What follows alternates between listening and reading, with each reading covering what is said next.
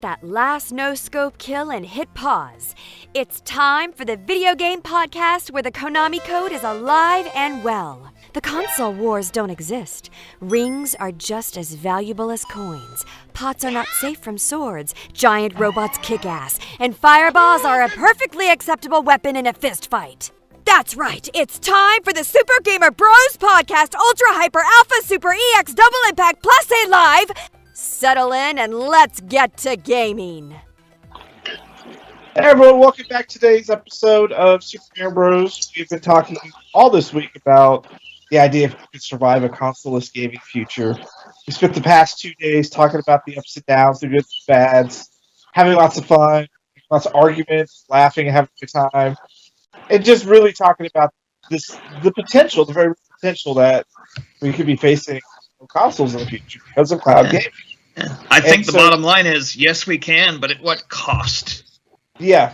So today, we're going to be talking about Gamespass and subscription services that lead to cloud gaming, because Game Pass is really kind of leading the charge, and I call it the Netflix effect.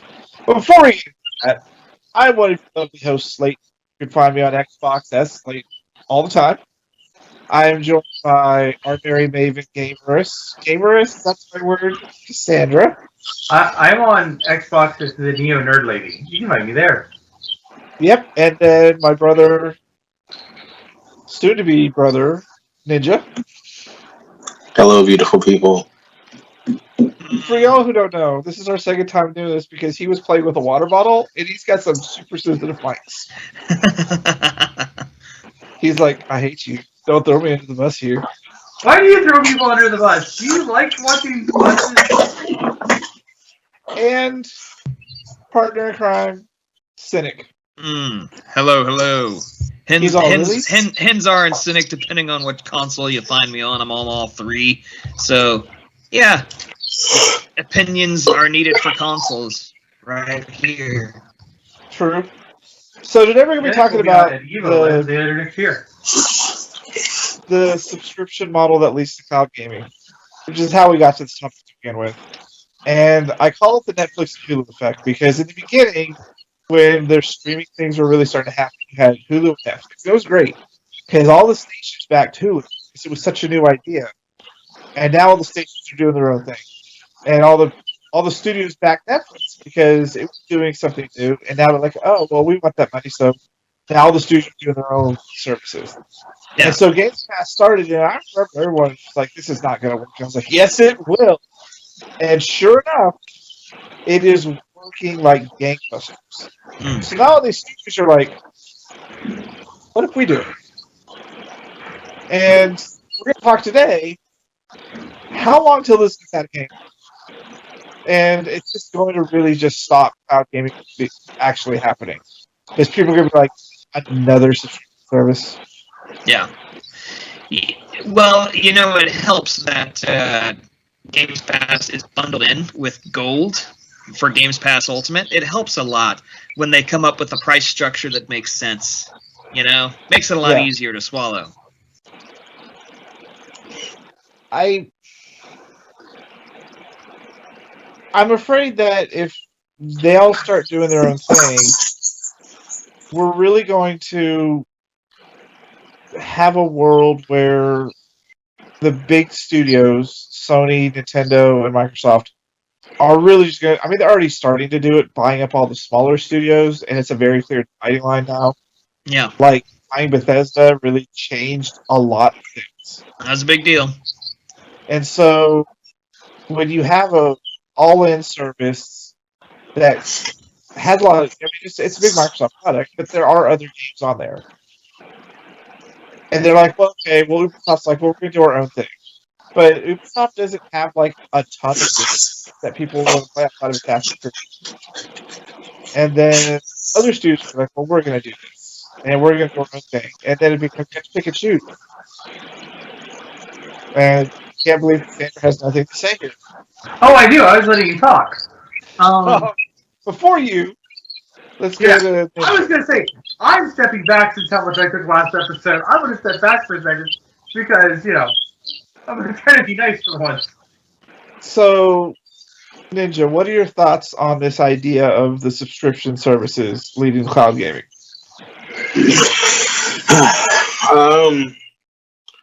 Honestly, hearing you talk about it made me think about how it's going to get too complicated for it to even get out of the water. Honestly, I think the best things you modeled was Netflix and Hulu, but I think the biggest difference between Netflix and Hulu is that they had the rights to show a lot of stuff, and there's some stuff that were taken out that did their own thing, but for majority they still have it all. So I feel like that's something that a television thing can do that a gaming thing couldn't, because if just to say it's like Ubisoft did their own thing and they just didn't let any of Xbox Game Pass get it, it really wouldn't survive on a lot, because there's like what, 2 maybe 3 major franchises on Ubisoft that would survive for streaming service, and I'm not going to pay for a service where I can only pay like 3 franchises that actually matter. Say like most of it's like, oh yeah, you made the game, cool, but it's always going to be Assassin's Creed, Tom Clancy games, and I forgot what the third one was. But it's like I don't think it's going to go anywhere. They might if they tried, it would kind of almost be foolish, because it would just they did it. Far Cry, maybe. Yeah, Far Cry, and it won't last, because like for example, for you to survive, you'd have to bring something to the table that no one's ever did. Like for example, the last time I was interested in a streaming service in the last 10 years was HBO Max, because HBO Max was like, hey, we do things like Netflix, but hey, we have a partner with the people who do the Marvel movies and all the DC movies, and now not Marvel, DC movies. And also when there's movies that come out in theaters, you get it for free. Even Disney Plus, you have Disney Plus, you still have to pay for Disney movies that come out on the streaming service. They've got It's Warner half of them on Brothers, Disney, and they've got Warner HBO Brothers, for the year. and people have been used to paying extra for HBO for years anyway. So yeah, and they were smart, so it's like actually worth it. Like I had a friend, he showed me, and I was like, wow, this is. I actually sat down with Rebecca, and I was like, we need to kick one of these things that we're paying for and just pay for HBO Max, because it like, other than that though, I never looked at it and say, oh, this is kind of cool,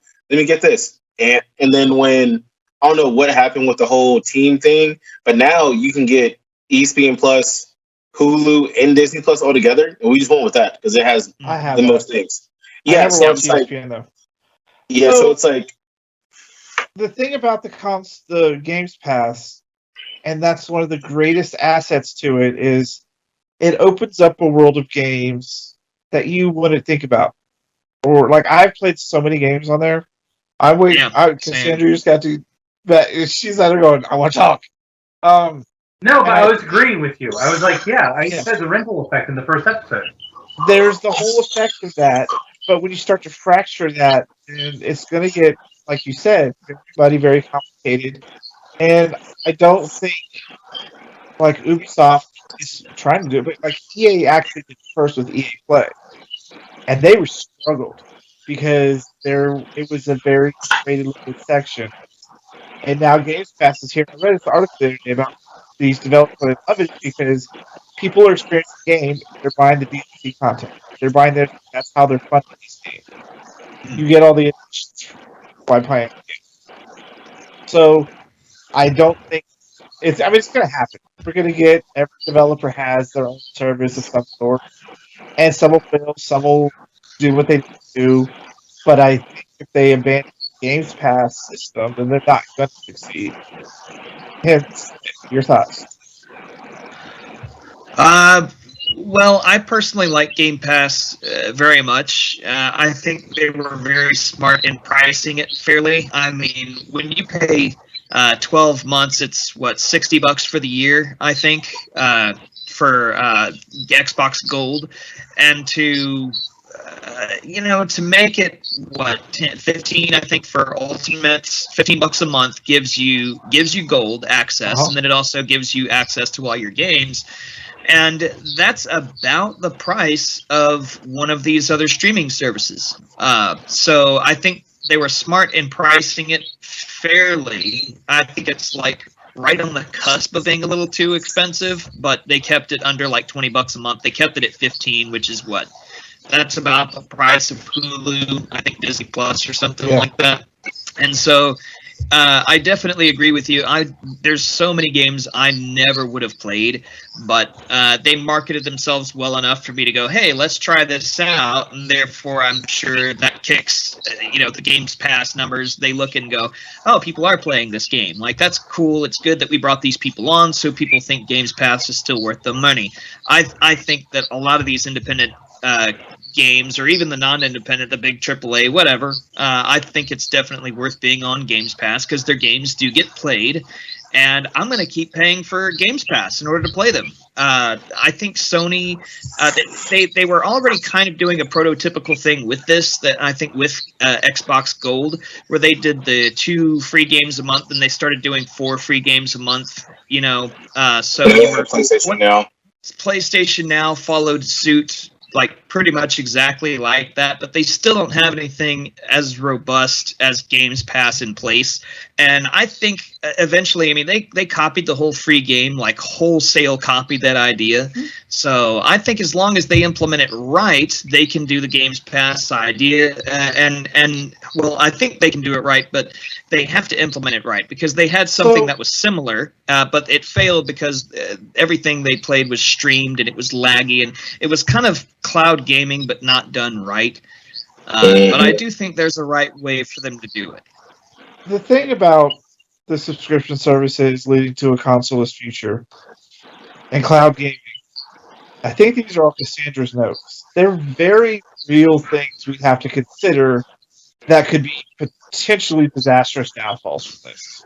Ownership is a big one. That was a great point. Outside of that, Cassandra, you did bring up good points. Like, could this lead to a world of microtransactions?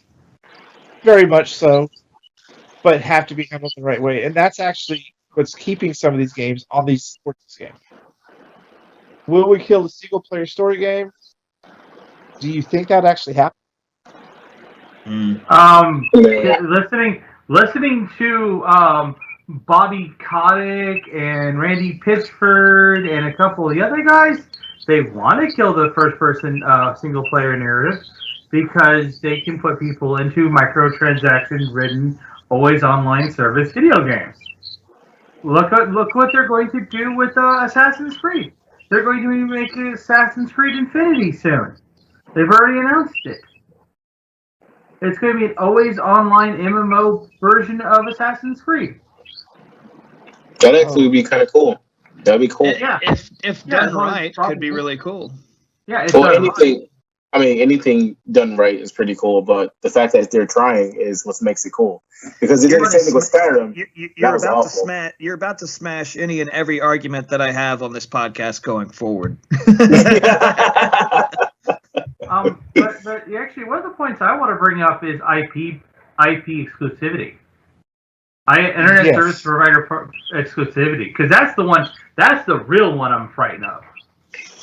Are you on You Comcast? get to play this game if you have Time Warner, or you get to play this game if you have Grande, or whatever the hell else is out there. Yeah. I didn't even think about that. It's instead of console exclusivity, you get internet provider exclusivity. Right. Or they will not tell you is, oh, you're on Microsoft, we're only going to give you half your internet speed for it. But if you're on Sony, who's made the deal with us, you get all your internet speed. They know what's tapping into what, and they can slow or throttle that. They've actually been sued over that. Yeah. Netflix sued Comcast? Or was it Suddenlink? I think it was Comcast. Yeah, Comcast got sued by Netflix because Comcast was purposely throttling their service. Yeah, I do remember that. That's definitely an issue. So my thing is, the reason Microsoft has been the best at this is because of who owns them. Xbox is the best at it because it's owned by Microsoft. So it's a company that knows 1, hardware, and 2, software. Sony is really good at software. Nintendo's really good at hardware, but they both lack the other half of that equation. But Microsoft knows both of these. So they can give you the best service because they know how to work with both of them. Sony's online subscription-based PlayStation Plus is garbage, and this is coming from a person who has owned every PlayStation system minus 5, because you can't get 5. And I refuse to get the PlayStation Plus or the PlayStation Service because it's garbage. There's no games I really want to play on it. There's nothing from their real back catalog I want to play. There's nothing on their front catalog I want to play, unless it was already free. So I have a point to make, too. And Okay. I'm glad that you said that line because it is very similar, but in reverse in a way, to what Cynic said. And the thing I noticed is the Game Pass is simply made by the people who are going to play it. For example, even though I was raised on PlayStation, when I got older, I started doing more gaming on Xbox. So when I play Xbox Game Pass, I'm looking at games like, okay, this is maybe a game that I used to like playing, so I'm gonna play it. Or this is a game I never got to play, so I play it. But when I got PlayStation Now, it was a whole different ball game. So I'm like, these are so many games I did not play because I switched over to Xbox, so it had its play value. So it's like the people who are actually playing the game, for the whatever reason, is the reason the game is being played. For example, if Xbox is in a very beautiful place right now because they're making a mix of, hey, we got these OG games that you liked, and there's opportunity to put more OG games. But we're going to continuously put new stuff on there, like new games that aren't even out. Like, for example, that one game that came out. Dark Alliance. Dark Alliance came out. Yeah, Dark Alliance.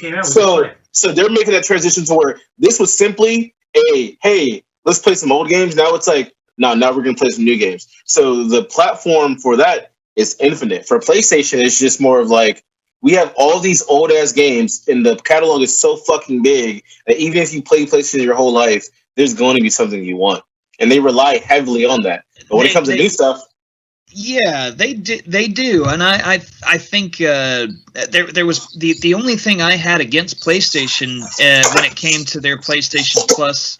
And going back and being able to play their back catalog is the way it ran. So when I say doing something right, I guess I have to be more specific, and you're going to have to call me out on that. Anytime I say do it right, you have to go, fucking how, man.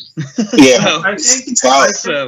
So for PlayStation, it would have to be, hey, if you're going to keep all these things on a back catalog on a streaming service, because it wasn't something you downloaded, it was something you streamed whenever you played it. But that's the thing, it wasn't everything. It wasn't everything. It was a half and half kind of sort of. Yeah, but it ran. The whole reason it just didn't work for me is because the stuff they streamed was like, some of it was unplayable. Like really, yeah, it was. Like God of War. God of War was fucking awful. How do you ruin your flagship franchise? I think the companies that do if you look at every generation of gaming systems, up to the current, don't go with PS5 and Xbox, but if you look at each of them and why, like, one generation Sony was the best, why one generation Xbox 360 was the best, why one generation blank was best, it was always the companies that had one thing in common. They have a balance of hardcore multiplayer or hard games for the super hardcore, and games for the people who see like single player, and also the games for your mom. A simple game that was a lot of fun and quick party or quick simple games. And that's what Gamespass subscription service does all in one. Right, and that's what I'm saying. But if you look at if you look at the PlayStation Plus catalog, it's some of their games, and it's not a balance. It's not a balance act where Xbox is doing that balance act.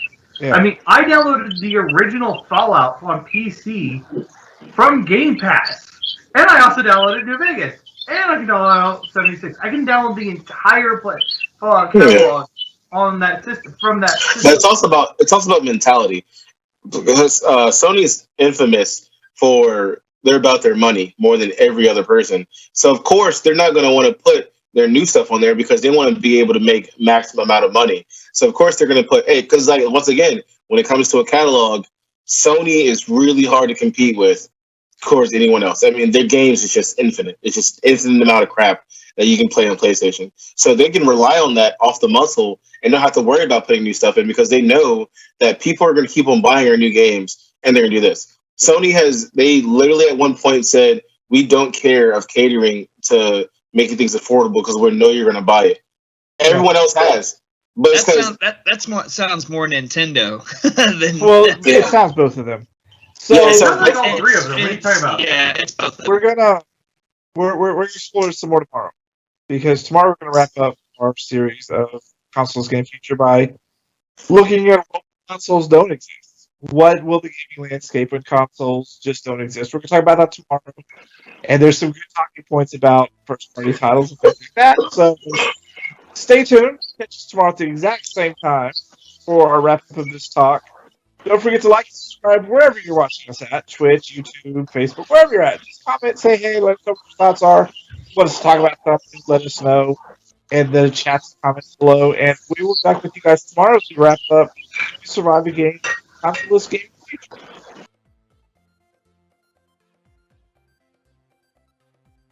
Wow. Okay. Oh, by the way, so yeah, the reason I made that joke, by the way, is no, I don't like video games. So I had someone private message, like me.